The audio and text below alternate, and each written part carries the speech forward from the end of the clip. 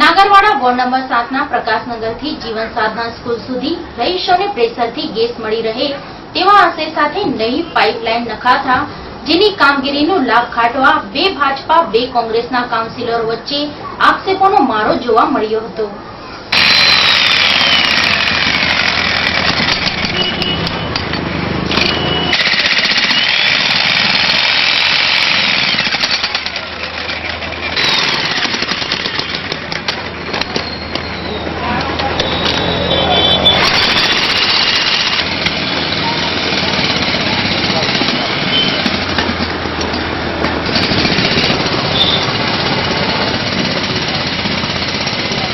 ઉભા જવું છે આ બધા છે તો આપણે છે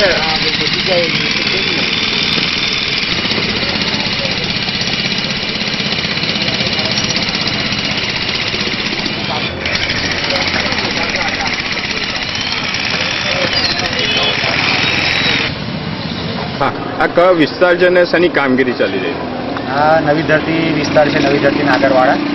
અને અત્યારે જે કામકાજ ચાલી રહ્યું છે ગેસ લાઇનનું કામકાજ ચાલી રહ્યું છે.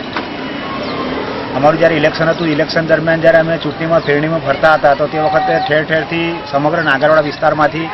એક જ સમસ્યા હતી, કોઈ ગેસ બહુ ઓછો આવે છે, અમારાથી પાણી ગરમ થતું નથી, અમારાથી જમવાનું બનાવતું નથી, ચા બનતી નથી, અને સવારમાં બિલકુલ ગેસ આવતો નથી. તો અગાઉ અમારી